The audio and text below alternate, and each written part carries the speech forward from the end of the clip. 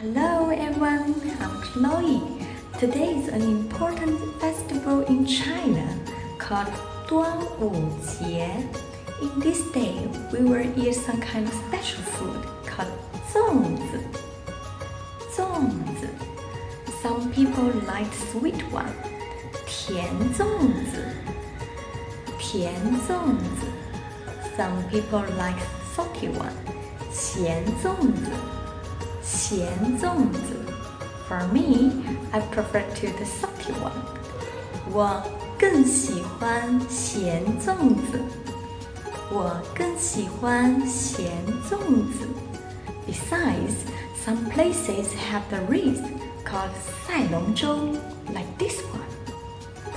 Yeah, that's all. See you next time.